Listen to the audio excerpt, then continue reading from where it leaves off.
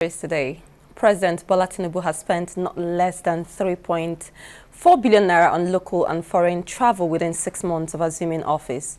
Artificial intelligence is said to affect nearly 40% of all jobs, according to a new analysis by the International Monetary Fund (IMF).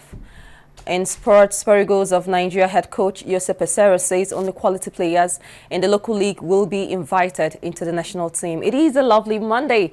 A beautiful welcome to you here on Sapiencia News Hour with me, Chioma Vic Chukwebeka. All right, we'll begin. President Bola Tinubu has spent not less than 3.4 billion naira on local and foreign travel within 6 months of assuming office. The figure is 36% more than 2.49 billion naira earmarked for the president's travel expenditure in the 2023 budget.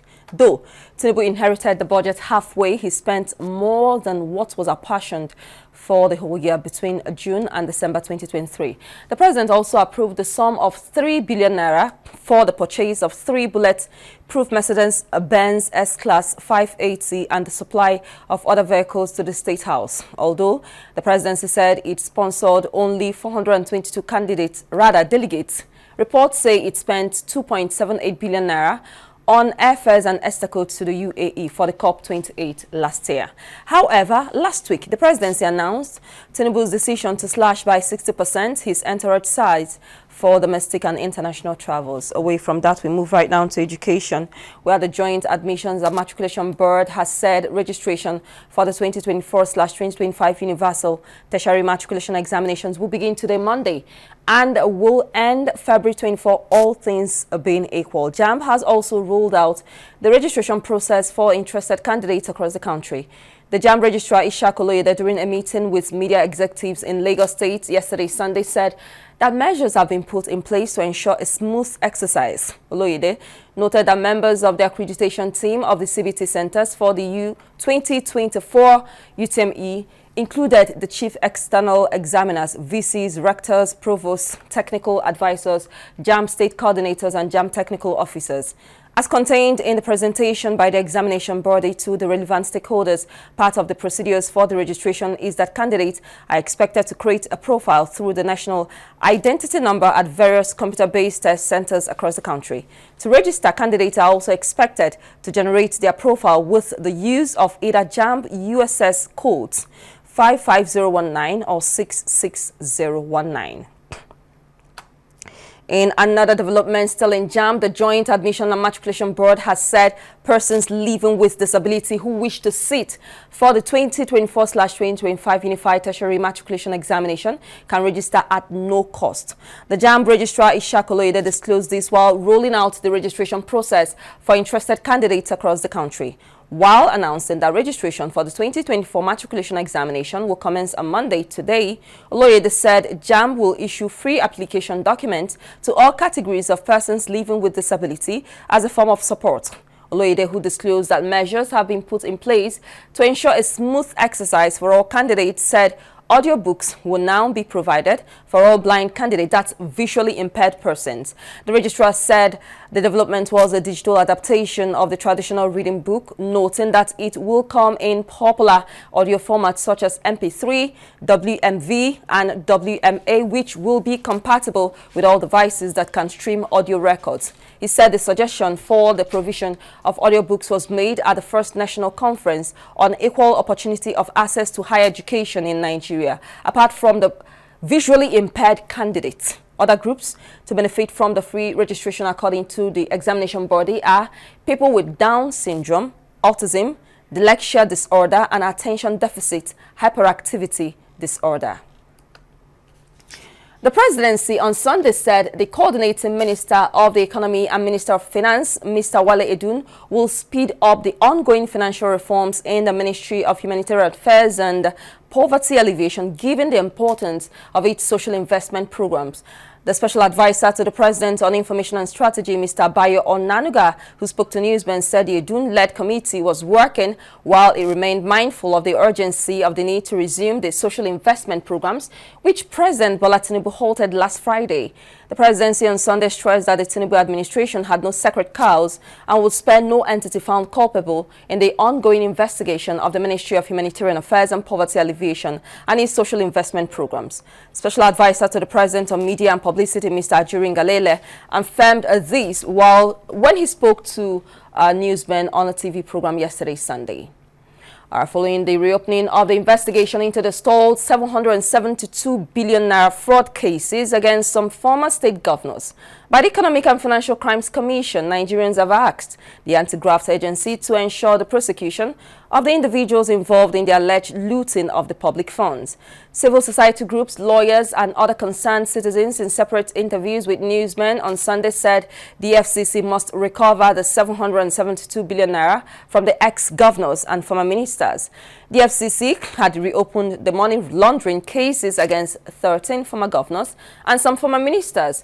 Findings revealed that the amount at stake in the high-profile cases involving the former governors and ex-ministers was not less than 772.2 billion naira. However, the anti-graft agency is currently investigating the 81.6 billion naira that was allegedly looted in the Ministry of Humanitarian Affairs and Poverty Alleviation. The House of Representatives has announced an extension of its ongoing recess with the resumption of members now slated for Tuesday, January 30. The National Assembly proceeded on break on December 30, 2023, shortly after passing the 2024 Appropriation Bill and announced a January 23, 2024 as a resumption date. However, a statement on Sunday by the spokesman, that's the House spokesman Akin Rotimi, said lawmakers have an additional week to resume following an official communication from the clerk of the House, Yahaya Danzaria. In Anambra State, the Nimo Elders Forum has condemned the recent anomalies that surrounded the conduct of Nimo Town Union elections held on 4th of January 2024. They made this known in a press briefing held recently and reiterated that the Nimo Town Union elections were marred by gross irregularities and constitutional breaches and therefore cannot stand. The press release, which was signed by Ogbuefi Akulono Anyeba Chairman, Ogbuefi Akuchukwumo Secretary, and Ogbuefi Fred Awago JP PRO. The elders noted with dismay the abuse of the Nimo Constitution, which was observed in breach by the Honorable Commissioner for Chieftaincy and Community Matters, Honorable Tony Collins Mwabuwane, explaining further the Nimo Town Union elections originally scheduled to hold on December 27, 2023 was shifted. The Commissioner also disqualified those who had served the first of their two tenures as VP 1, 2 and 3, saying that they should not recontest against the provisions of the town's constitution that stipulates two tenures. On the day of the elections, a court order originated by a party dissatisfied with his disqualification was served on the electoral committee, which, acting on it, announced the postponement of the elections. However, the commissioner went ahead to hold the election without an electoral body and official register. The elders therefore called on Governor Charles Soludo to address the anomalies and call the commissioner to order, noting that a stitch in time saves 9. Still in Anambra State, the Catholic Diocese of Aguleri Catholic Women Organization in Nsugbe branch Otu Chibozo has called on mothers to participate in the activities of the church to build a greater society. The president, CWO Nsugbe Onitsha branch Iyom Philomena Ngozi Amakom, made the call during the launch of their directory and the installation of patrons and patronesses, which was held recently at St. John the Baptist Church in Nsugbe. She also noted that members have grown in numbers scattered all over the world, hence the need for the directory, and that the money raised will still be plowed back in developing the church. Enumerating the achievements, in Yom Amakom noted that the women have donated pews to the church, built toilet facilities, donated things to less privileged. Speaking at the event, one of the awardees, Lady Felicia Ngozi Emencheta, noted that she was overwhelmed when she received the award and promised to keep working for the growth of the organization. The chief launcher, Chief Sir Clement Ekwono, congratulated the women, but noted that in the future they should invite their husbands as well, noting that with support, women can do so much more. High point of the launching was the unveiling of the directory, launching of the directory and dance presentation by the CWO Nsugbe Otu Chibozo group. Earlier, a mass celebration was held where the two patronesses were installed, while 5 persons were awarded for excellent service. We'll take a break right now. When we return, Anambra State Governor's wife and founder of the non-governmental movement Healthy Living with Noye Soludo has begun moves to introduce breast cancer mitigation program to the state. These and other stories will come your way after this timeout. Please stay with us. Welcome back to News Hour here on TV Sapiencia. The Anambra State Governor's wife and founder of the non-governmental movement Healthy Living with Noye Soludo, Mrs. Noye Soludo, has begun moves to introduce breast cancer mitigation program to the state. The governor's wife will disclose this in a post on her official social media accounts. Said the program will be part of our NGO's focus on raising awareness and providing support for the elimination of the dangerous disease among women. Mrs. Soludo explained that a key part of the intervention is to promote education, advocate timely checks, build collaborations, and mobilize resources to help those with the disease. She noted that the program may also seek partnerships with reputable stakeholders to provide screening services and, in some cases, give treatments to those whose results are positive, while pointing to the threat of breast cancer being a leading cause of death among Nigerian women. Mrs. Soludo spoke on the need for regular breast checks, stating that the disease is not a death sentence if found out early enough. She stated that with the results achieved in free cervical cancer screening and treatment in Anambra State, she's confident that the breast cancer mitigation program will be significant in the fight to eliminate the disease in Anambra State. Still in Anambra State, Governor Chukwuma Soludo has commended the efforts of the Nigerian Armed Forces as well as the State Vigilante Group in liberating the 8 local government areas which were hitherto under the siege of criminal non-state actors. Governor Soludo stated this during a Thanksgiving Mass to commemorate the Armed Forces Day celebration at St. Patrick's Cathedral, Oka. According to the governor, the professionalism and commitment of the armed forces as well as the support from the State Vigilante Group and Anambra aided the return of peace to the state. Governor Soludo lauded those who paid the ultimate price in the line of duty, noting that the role of security officials remains pivotal in peace and progress of any society, praying for God's protection as they continue to serve the people. While delivering an homily, the Chancellor of the Catholic Diocese of Oka, Reverend Father Charles Ndubisi, said that God is on the lookout for people who will use to serve others, tasking the people on increased purpose in their daily activities. The State Deputy Governor, Dr. Onyeka Chukwuibezim, Speaker of the State House of Assembly, Right Honorable Somtochukwu Deze, the Chief Judge of Anambra State, Justice Onochie Anya Chebelo, service commanders, members of the Executive Legislature, Judiciary, among others, were also part of the mass celebration. Now, away from Nigeria, we move to Taiwan, where one of Taiwan's last diplomatic allies has cut ties with the island in favor of Beijing just days after a new president was voted in Taipei. Nauru, a tiny Micronesian island, was just one of 12 countries that kept diplomatic ties with Taipei. But in recent years, Beijing, which insists Taiwan is part of China, has been poaching its diplomatic allies. Taiwan suggests this latest loss is related to the weekend's election result, which angered China. The election saw voters pick pro-sovereignty candidate William Lai as their president, a man Beijing has labeled a troublemaker, over remarks he made in the past supporting Taiwanese independence, which he sees as a red line. Away from that, houses have been set on fire in the Icelandic town of Grandavik after 2 volcanic fixtures opened nearby. A volcano in the Reykjanes Peninsula erupted in the early hours of Sunday, spilling lava into the fishing town. The eruption is proving to be the worst-case scenario, according to one expert, with the entire population of the town being evacuated. Defenses built after an eruption in December have partially contained the lava, but some have been breached. The main road into the town has been cut off by the flow of lava. Addressing the nation in a live broadcast on Sunday evening, Iceland's President Gudini Johannesson urged people to stand together and have compassion for those who cannot be in their homes.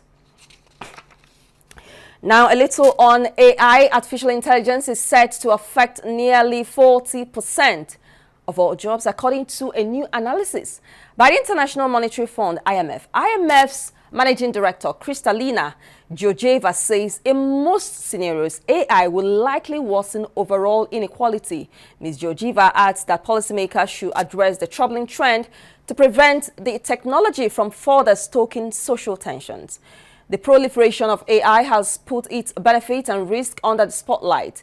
The IMF said AI is likely to affect a greater proportion of jobs, put at around 60% in advanced economies. In half of these instances, workers can expect to benefit from the integration of AI, which would enhance their productivity. Away from that, bilateral ties between the Maldives and India that have hit rock bottom in recent weeks have taken another tumble after Mel formally asked Delhi to withdraw its troop from the island nation by 15th of March. The demand was conferred at the first meeting of a high-level core group between the two sides held on Sunday in the Maldivian capital of Mali. There are about 80 Indian troops in Maldives. Delhi says they are based there to maintain and operate two rescue and reconnaissance helicopters and a Dornier aircraft it had donated years ago. We take yet another break right now. When we return, we move into the interesting world of sports. AFCON 2024 is already here.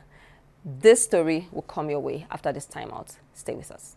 All right, welcome back to News Hour. Now, in the world of sports, substitute Gary Rodriguez pounced in injury time to give Cape Verde a shock 2-1 win over four-time former champions Ghana in their opening game at the Africa Cup of Nations on Sunday. The Black Stars looked set to come away with a draw after Alexander Jiku headed home to cancel out a Jamiro Monteiro goal for Cape Verde at the Felix Houphouët-Boigny Stadium in Abidjan. Majid Ashimeru was also denied a goal for Ghana following a lengthy VAR check. But Cape Verde grabbed 3 points in the Group B match as Rodriguez found the net at the death. It was a fine victory for the island nation, who reached the knockout stage at the last AFCON and put them top of the section after group rivals Egypt and Mozambique drew 2-2 earlier. Now, Super Eagles of Nigeria head coach Joseph Peseiro says only quality players in the local league will be invited into the national team. Peseiro disclosed these at the team's news conference ahead of Super Eagles Africa Cup of Nations opening match with Equatorial Guinea, which was played yesterday. The Super Eagles took on their Equatorial Guinea counterpart at 4 p.m. local time on Sunday, and they drew 1-1. The Portuguese, who expressed a readiness to invite every good performer, however, urged Nigerians to understand that every player invited is from Nigeria, irrespective of where he plies his trade. With that story, we'll wrap it up on News Hour today. A quick reminder of the top stories. We told you that President Bola Tinubu has spent not less than 3.4 billion naira on local and foreign travel within 6 months of assuming office. Artificial intelligence is set to affect nearly 40% of all jobs, according to a new analysis by the International Monetary Fund, IMF. Super Eagles of Nigeria head coach Joseph Peseiro says only quality players in the local league will be invited into the national team. That's it on News Hour. On behalf of the entire editorial, news and production team, I am Choma Victoremeka. Stay here on TV Sapienza. It is Monday from this part of the world. Kindly be security conscious, be on the alert. Whatever it is you do, ensure it is productive. Do have an amazing and beautiful week ahead of you. Stay with us.